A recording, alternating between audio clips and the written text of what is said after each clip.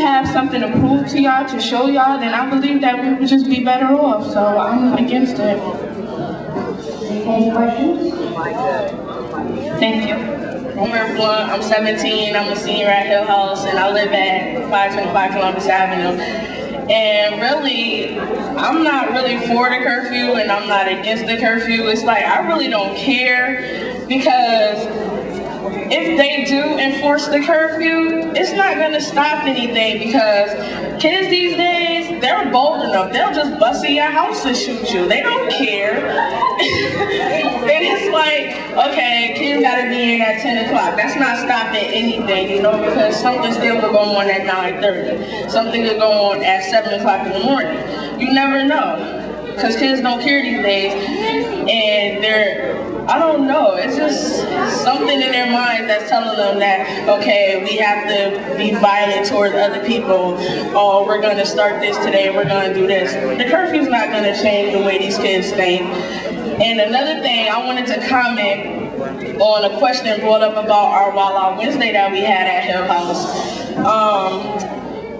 The truth is, nothing would have happened, because when they did shut us down early, everybody left at one time. Everybody was in front of the school at the same time. Nothing happened. They were just walking up to each other, congratulating each other, saying they did a good job and stuff. So if they wanted to shut us down, we would have still been going. Nothing would have happened, because everybody had respect for each other outside the school when they did shut us down early. But that's all I have to say. Any questions? Jonathan Wiley, Caleb Williams, and Will Johnson. Here once, I was the first person. I was already up here once. I was the first person who came up here to, and I asked a question, and I still have not received my answer. I'm asking, may I please receive it? How much is it really going to cost for us to be able to disable the curfew? How much is the money really going to cost? How much is it going to cost us? How much is it? Who would like to answer that question? This question is... Yes, it does. That does matter, because for the simple reason, every neighborhood, like you could set up a football, any type of sports team for every neighborhood, and you could have them compete in that. Like you could make a basketball team, a football team, a baseball team, and you can have them compete in that, in sports. And you can also do it with academics, you can do it with anything. But another thing is, you said that there's already a curfew in the books, right? Alright, if that curfew died out, what makes you think that this one won't? What makes you believe that this one is gonna be able to survive? Just a point of clarification, it's not a new curfew. It wouldn't be a new curfew. It would be an amendment. We would just add to what is already there and enforce the law that is already on the books. Yeah, and like you said, there's already a law in the books. How come it's not being enforced now then? It's not being enforced because the police and the media chose not to enforce. That's not good. And I attend James Hill House High School. I'm the Vice President of Student Council. I'm also the Secretary of our senior class. I am against the curfew.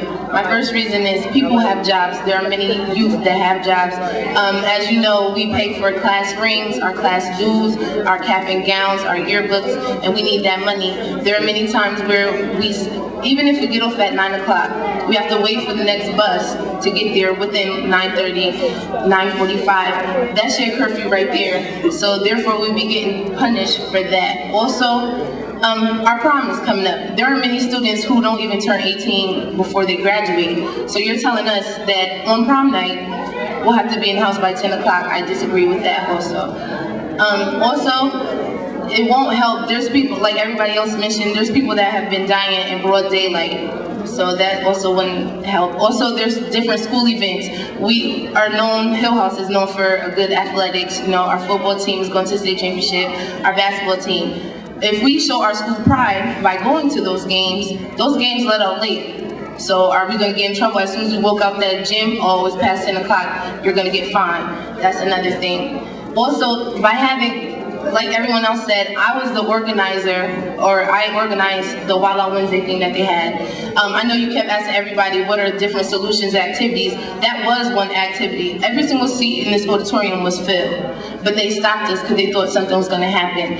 And by not having big things and things that bring people together, you're still gonna have people that are in the Ville, that's gonna stay in the Ville and think, oh, well, I don't like those from the Trey. You're still gonna have people in the Trey. Like, by not having things that have them come together, there's gonna be no solution. And our student council meeting today, Dr. Mayo was there, and he said there's a fear. Well, we need to give up that fear and step to the plate and realize that we need, like, I'm not even gonna lie, I don't even know who my older man is from where I live. And DeStefano, we haven't seen him, I know we've seen him a lot when it was election time, but now he's nowhere to be seen. Like, we need people like, and I'm also in, like, say I'm in a mentor program with Yale University. They come and get us every week and they tell us about different things. They bring us to their dorms and things. They should have something like that for our young males so they wouldn't be out there and know that you could go somewhere after high school and go to college and be creative and be a black male and do something with your life. And that's it. Clarification, if we were, say for example, if we were to enforce a curfew and there was a school activity like a prom or a Wild Out Wednesday or a school spirit dance or basketball activity, those activities, the police would know that young people are going to be at those activities, and those people who would be going from that activity home would not be scrutinized by an ordinance or the curfew, because it would be a planned activity where adults would be there to supervise what is going on. And so those activities supervised, that are known by the police, any church activities, if you have Bible study after 10 o'clock, you know, that's exempt. If you're at an organized activity, any activity that is going to help you exert your civil rights and your civil liberties would be exempt. Those types of activities are activities that we would support, and you would not be approached by a police officer if you were coming from an organized activity like that. And that's just a point of clarification. All right, the parent or guardian must approve. The juvenile must notify the chief of police of the chief designee at least 24 hours in advance. The juvenile must travel directly to and from the event and do so within 30 minutes of the event. For example, my church, we have church every Sunday, Monday, and Wednesdays. There are times that we do let out late. So if, say we get out at 11 o'clock, if I have, say I go to church and my parent doesn't go to church, if I have to catch that bus, that's going to be more than 30 minutes of the event. So what would happen then? If you were accosted by a police officer, you would just explain to that police officer that you were coming from that particular event. Okay. And that you were catching that particular bus after that hour, and you would be. But anybody can say that. There can be a man on the street and say, oh, well, I'm coming from church, so that wouldn't help. And you know what, I agree with you, I think that's true, but you know, the police officers are very, very aware of who will be going to these activities. And that's another problem. And in the area. It doesn't necessarily mean exactly what it said. It didn't do that. All right, and you also active of who was coming from those different places. There's people who dress like thugs that go to church. So how can you say, like, I know I may look like I go to church, but there could be, like the boy Mike King, he doesn't look like that he would go to church, and the police wouldn't say, the police would say, oh, you don't look like you would go to church, when that wouldn't be the case.